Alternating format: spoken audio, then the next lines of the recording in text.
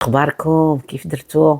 شخبار معز عليكم ومبروك عواشركم. والله يصومونا بالكمال يا ربي.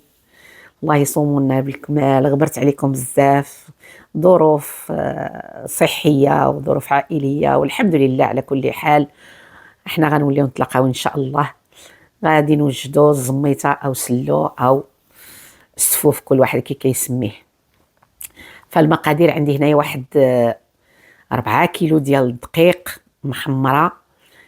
غير هما كيف ما كتعرفوا الدقيق ملي كيتحمر راه كينقص.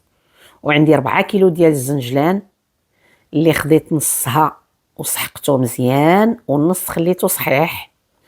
و4 كيلو ديال اللوز اللي حتى هي خديت نص ديالها سحقته، وهو هذا اللي كتشوفوا على اليمين ديالكم مخلط.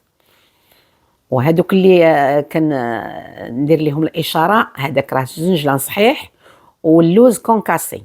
وهذا اللي كيبان على اليمين فهو اللي مسحوق مخلط، يعني لوز وجنجلان مسحوقين مزيان حتى يخرجوا ليدام ديالهم.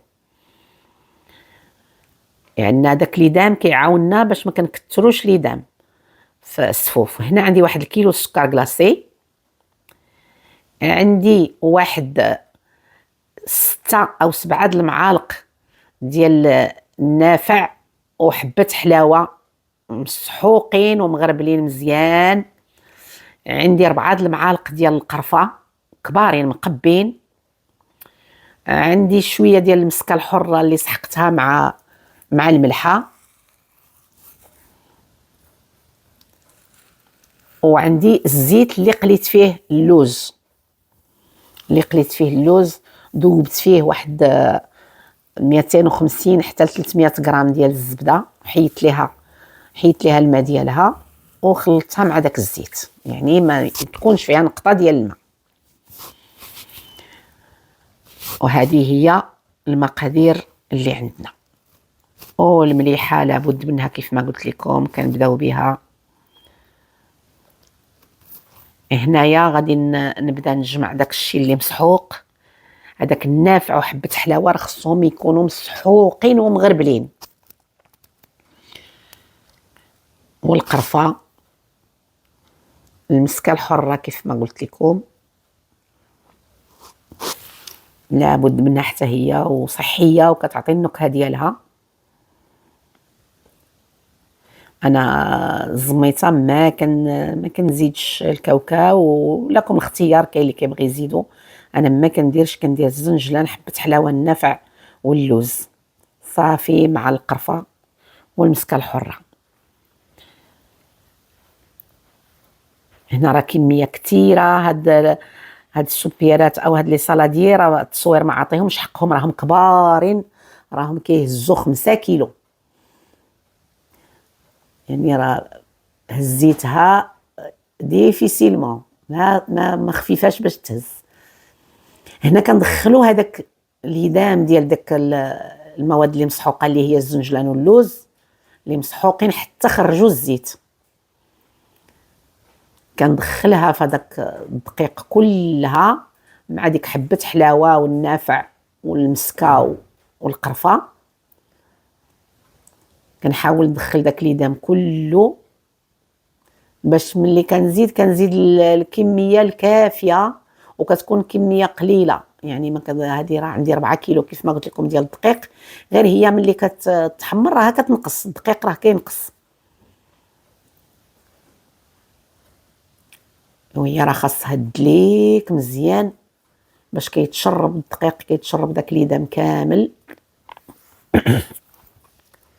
تعباتني شويه ولكن معليش، الحمد لله حنا مولفين، وهذه جزء من الهويه المغربيه. لابد من هذه الطقوس هذه ديال رمضان.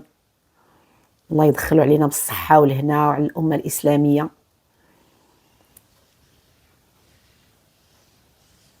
غادي نزيد السكر كلاصي،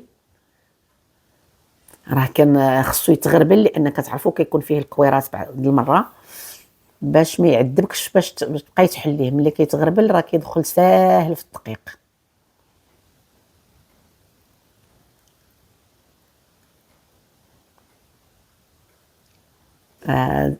الزميته راه كنحاولوا ما امكن نوجدوها شويه بكري باش يلاه كترتاح وكتزيد تطلق النكهات ديالها واليدام ديالها، واخا غير اسبوع قبل رمضان. انا راني وجدتها ما استطعتش باش ندير هذا، ندير المونتاج وندير الصوت، تعطلت شويه. راكم عارفين الشغلات ديال رمضان تبارك الله، الله يدخلوا بالصحه والهنا. راه ماشي هذا هو الهدف من رمضان، الهدف راه هو العباده وقيام الليل وقراءه القران. الله ينفعنا باجره يا ربي. هنا زدت الزنجلان، غادي ندخلوا هذاك الزنجلان كيدخل ساهل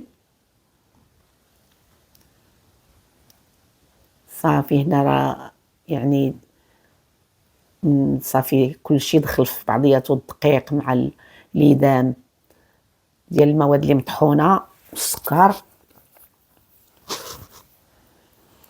كنخلي اخر حاجه كنخليها وهي اللوز، لان اللوز هنايا غير كيف ما قلتي غير مهرمش، ما غاديش نقدر ندلكو الا دخلته، كيبقى يتك في اليدين حتى لي غون كيقطعهم. فهنا غادي نزيد الزيت صافي، غندخل الليدام باش من بعد غادي ندير اللوز. هو اللي كندير في النهايه داك اللوز الكونكاسي هو في الاخر كاع.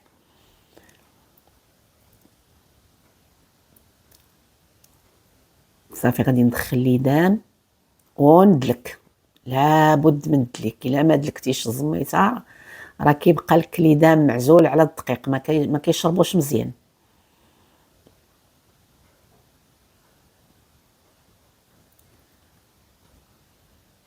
انا غير كندخلوه من بعد لابد من الدليك. انا ما غاديش نطول الفيديو بزاف، وغادي نوريكم المده اللي دلكت فيها. مي راه تقريبا واحد 25 دقيقه حتى 30 دقيقه. دلكي وارتاحي، دلكي وارتاحي. الا كانت عندك كميه كبيره، كانت كميه صغيره، راه كتجي سهله.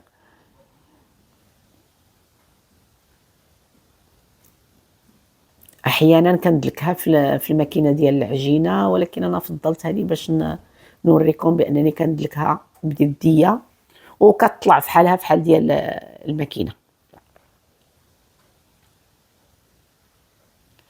حاولوا دائما تهزوا من تحت الفوق، راه كيبقى الدقيق اللي ما كيوصلوش ليدام.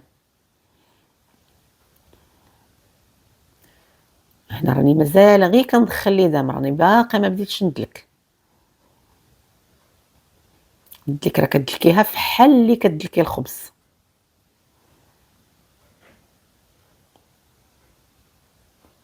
وكلكم تبارك الله حادقات ومتولات، وكلكم عندكم اراء وعندكم افكار، كتعرفوا ما كديروا. راه كيف ما كنقول لكم دائما حنا غير كنتقاسموا، اللي عندها شي فكره كتقاسمها باش كلشي كيستافد.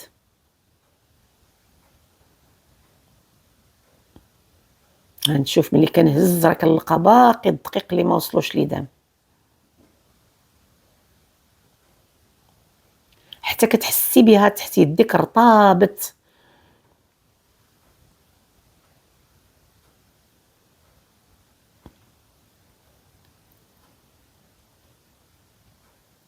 وهاد الدقيق اللي درت انا الزميته راه غير الدقيق العادي، يعني ماشي ديك الدقيق الخاص بالحلويات، لا، غير دقيق عادي هو اللي كيجي فيها مزيان، كيكون شويه حرش. هنا صافي كندخل اللوز في النهايه، كندخل اللوز يعني ملي دلكات صافي. راني ما بينت لكمش الوقت الكامل. صافي كنبداو ندخلو فيه هذاك اللوز، كنفتوه اللي لقيناه كواري كيتفتت، او كندخلو فيها اللوز. وهذه هي الزميته ديالنا، تاكلوها بالصحه والراحه والهنا والشفاء ان شاء الله لكل مريض.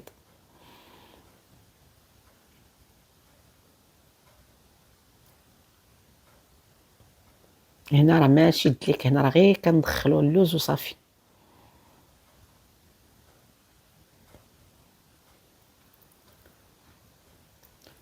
يعني الا لاحظتوا انا القاعده او لا باز ديالي ديال الزميته، وهي قد الدقيق قد اللوز قد الزنجلان، واللي ما بغاتش تحاول دير غير الدقيق قد الزنجلان